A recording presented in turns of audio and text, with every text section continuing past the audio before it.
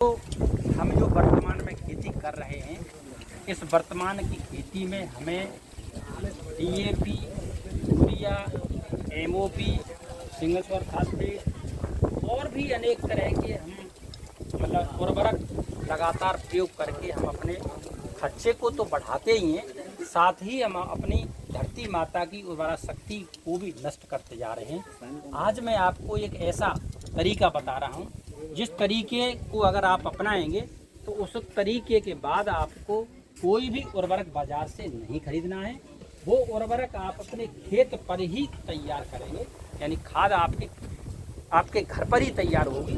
और ये वैज्ञानिकों का बहुत ही मतलब अनुभव करके और ये प्रमाणित हो गया है कि इसके बना करके प्रयोग करने से आपको बिना खाद डाले, बिना उर्वरक डाले ही आपकी पैदावार बिल्कुल उतनी ही होगी, विष रहित होगी। आइए अब इस विषय को समझते हैं कि ऐसा कौन सा तरीका है। देखिए ये जो है आपका कैमरा मैन से अनुरोध करूँगा कि ये जो है ये आपका ये मटका है, ठीक है। इस मटके पर लिखा हुआ है मटका खाद। ये मटका खाद जो है आपकी, इस मटका खाद में क्या होता है कि इस मटके में 1/3 मात्रा जो है हम गाय के गोबर की लेते हैं, 1/3 मात्रा हम गाय के गौमूत्र की लेते हैं। इसमें आप ये देख रहे हैं कि ये जो है ये गाय का मूत्र है और ये गाय का गोबर है, ठीक है। इसके अलावा और क्या जरूरत पड़ती है, ये जो है कुछ गुड़ की आवश्यकता पड़ती है और ये आपका किसी भी दाल का आटे की आवश्यकता, ये जो है ये दाल का आटा है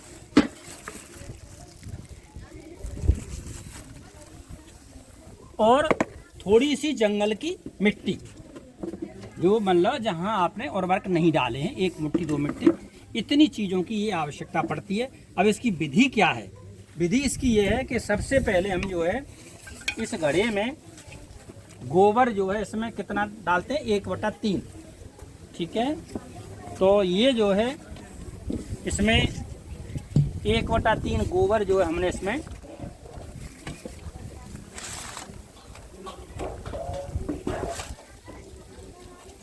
ये गोबर जो है इस घड़े में 1/3 डाल दिया। ये आप देख रहे हैं गौमूत्र है, ये गौमूत्र को हमने इसमें 1/3 जो है हमने गौमूत्र से भर दिया, ठीक है। अब ये हमारा 1/3 घड़ा जो है खाली है, ठीक है। अब इस 1/3 घड़ा में हमें क्या करना है कि ये जो हमारा गुड़ है, गुड़ का शरबत है, ये जो मैंने बताया, ये शरबत जो है ये गुड़ का शरबत है। इसमें जो हम ये बेसन या किसी भी दाल का आटा, इसकी मात्रा गुड़ की 250 ग्राम होने चाहिए इस घड़े के हिसाब से, और इस बेसन की मात्रा भी ये 250 ग्राम।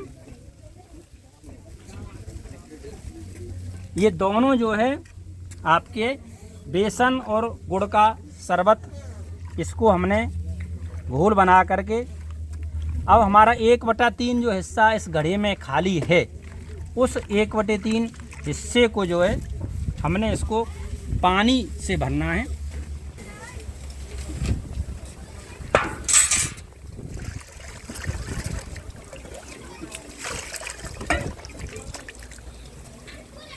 ये साथियों जो है पानी है, इस पानी में क्या है मतलब गुड़ का शरबत और बेसन, इसको जो है घड़े को हमने इसमें मिला करके ये आपका ये डाल दिया।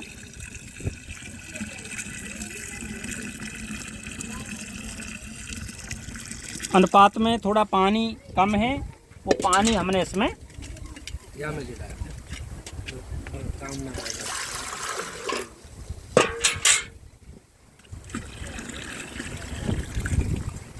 ये घड़ा हमारा जो है पूरा भर गया, ठीक है। अब इस घड़े को भरने के बाद हमने इस लकड़ी के द्वारा, एक लकड़ी से हमने इसको अच्छी तरह से ऐसे करके मिलाया। इसको दिखाओ मिलाते हुए,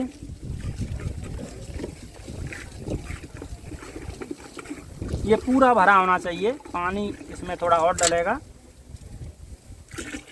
ये मिल गया। मिलने के बाद अब हमने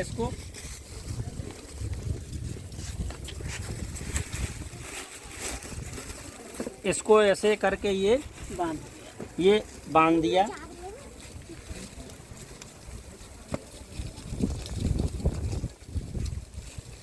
बांधने के बाद इसको जो है हम 1 हफ्ते के लिए नहीं जाए सावधानी से। बेटा तुम क्यों आ रहे हैं? इसमें इसको जो है आराम से जो है इसको ऐसे तुम आ जा बेटा बच्चा। ये जो है मिट्टी से इसको दाब दीजिए।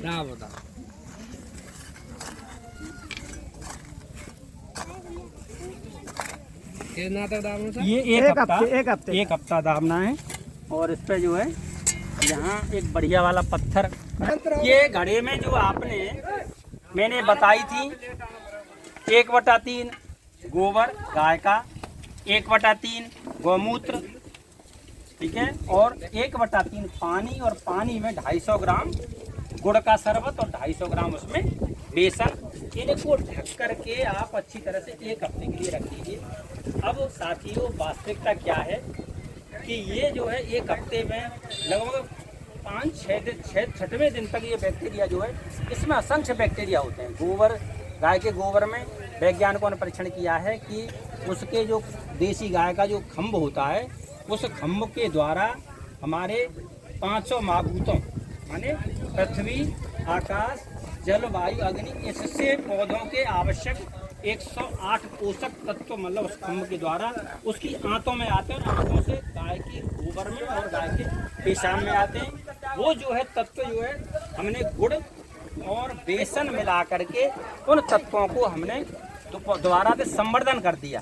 संवर्धन करने के बाद वो जो है असंख्य बढ़ जाते हैं, और बढ़ने के बाद हम जब इसको फसल में प्रयोग करते हैं तो फसल में बिना किसी भी इसके प्रयोग करने से न हमें 1 ग्राम DAP, न यूरिया, न कोई भी बिना उर्वरक डाले, बिना खाद डाले, ये हमारा जो है बहुत बढ़िया काम करता है। आपको ये जो कैसे प्रयोग करना है अब इस तरीका को मैं बताता हूँ। इसका जो है एक देसी गाय है तो निश्चित है कि आपको मतलब 1 ग्राम कुछ नहीं खरीदना है, और इसी तरीके से आपको तैयार करना है।